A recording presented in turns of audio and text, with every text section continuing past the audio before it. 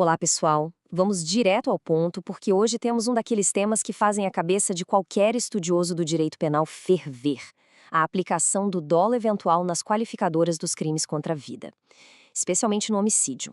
Quem acompanha o dia a dia dos nossos tribunais superiores sabe que essa é uma área onde a pura teoria dogmática acaba colidindo e muito com a prática jurisprudencial.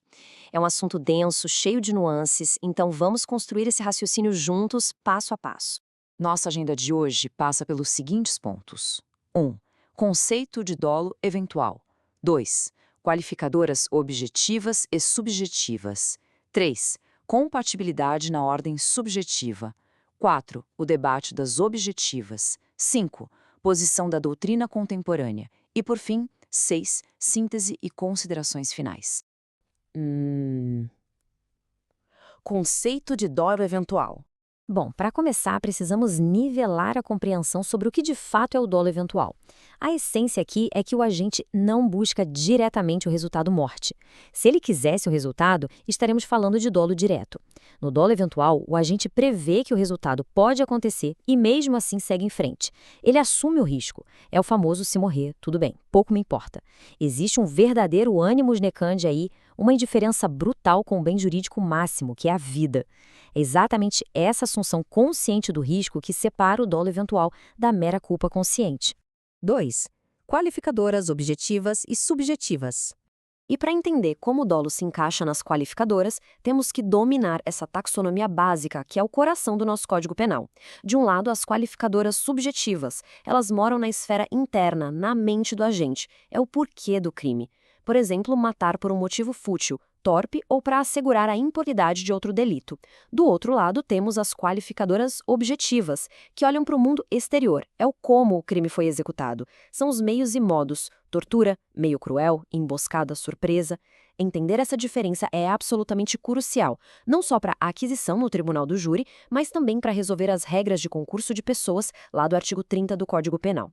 3. Compatibilidade na ordem subjetiva. E isso nos leva à primeira grande indagação, clássica em provas e tribunais. Afinal, é possível agir com dolo eventual e, ao mesmo tempo, ser movido por um motivo fútil ou torpe? Quer dizer, o simples fato de eu apenas assumir o risco apaga a baixeza moral da minha mutilação? A resposta da jurisprudência é um sonoro sim. O Superior Tribunal de Justiça já tem isso muito pacificado. Como bem cravou a sexta turma, num recurso especial 1.601.276, o dolo do agente simplesmente não se confunde com o motivo do crime. São grandezas diferentes. A vontade de realizar a conduta caminha em paralelo com a mola propulsora, que é o motivo. Então, sim, eles convivem em perfeita harmonia jurídica. Assumir o risco de matar alguém por causa de uma dívida de R$ 10, por exemplo, é perfeitamente possível e plenamente qualificável pela futilidade. 4. O debate das objetivas. Agora, é aqui que a chapa realmente esquenta. O dolo eventual é compatível com qualificadoras de natureza objetiva? Pensem em meios cruéis ou recursos que dificultam a defesa da vítima, como a surpresa. É nesse ponto exato que a nossa dogmática se racha ao meio, formando duas correntes fortíssimas nos tribunais superiores. A primeira corrente levanta a bandeira da incompatibilidade. Essa é a visão historicamente defendida pela sexta turma do STJ e pela segunda turma do STF. O argumento deles é extremamente lógico. Qualificadoras como surpresa ou emboscada exigem premeditação, exigem um cálculo, requerem que o agente direcione sua vontade especificamente para aquele modo de agir. Ora, se no dolo eventual a pessoa sequer tem a intenção direta do resultado morte, como é que ela teria a intenção específica de preparar uma emboscada? É o que costumamos dizer. Não dá para planejar sem querer ou, eventualmente, um ataque surpresa. Mas aí entra a segunda corrente, puxada com muita força pela quinta turma do STJ, defendendo a total compatibilidade. E o foco deles muda completamente. Eles não olham para o elemento volitivo, para a intenção interna. Eles olham para o desvalor da ação. O raciocínio é o seguinte: a ação em si foi mais reprovável? Sim. O dolo eventual não impede que o sujeito escolha um meio altamente censurável para agir. Pensem num racha a 160 km por hora em uma avenida movimentada. O sujeito assume o risco de matar, mas o meio escolhido cria um perigo comum absurdo. O desvalor dessa conduta externa justifica sim a qualificadora, independentemente de ser dolo eventual. Colocando essas posições lado a lado, fica cristalina a tensão dogmática que vivemos hoje. De um lado, a exigência de intenção direta e premeditação, blindada por decisões como o habeas corpus 111.442 do STF. Do outro, a tese do desvalor da ação e da maior reprovabilidade da conduta, ganhando muito terreno com precedente recente da 5ª turma do STJ. É um verdadeiro choque entre a análise subjetiva clássica e a reprovação objetiva moderna. 5. Posição da doutrina contemporânea. E para colocar ainda mais densidade nisso, precisamos ouvir o que a doutrina de peso tem a dizer. O professor Guilherme de Souza Nucci traz uma sacada genial de política criminal para organizar a bagunça quando temos múltiplas qualificadoras no mesmo crime. Ele explica que o sistema usa a qualificadora objetiva para formar o tipo qualificado básico, elevando a pena para a faixa de 12 a 30 anos. Já as circunstâncias subjetivas não somem, elas são deslocadas para a segunda fase da dosimetria, funcionando como agravantes genéricas do artigo 61. É uma solução cirúrgica que afasta qualquer fantasma de bis in idem. Kleber Masson também traz um ponto fascinante sobre o homicídio privilegiado. Segundo ele, o domínio de violenta emoção, logo após injusta provocação da vítima, é totalmente compatível com o dolo eventual.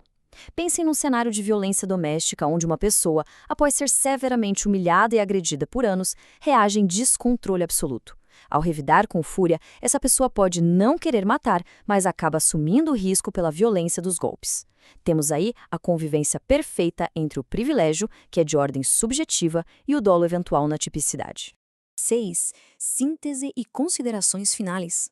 Para fecharmos o nosso raciocínio e o mapa mental de hoje, precisamos amarrar 4 premissas. Primeiro, dolo eventual e qualificadoras subjetivas possuem uma convivência super pacífica. Segundo, a natureza dessas qualificadoras é o que define como elas se comunicam entre os coautores. Terceiro, a grande guerra jurisprudencial sobre as qualificadoras objetivas reflete o choque entre a necessidade de premeditação versus a punição pelo desvalor da ação. E quarto, havendo várias qualificadoras, a técnica jurídica impõe aquela separação inteligente entre o tipo qualificado e a agravante genérica lá na dosimetria da pena.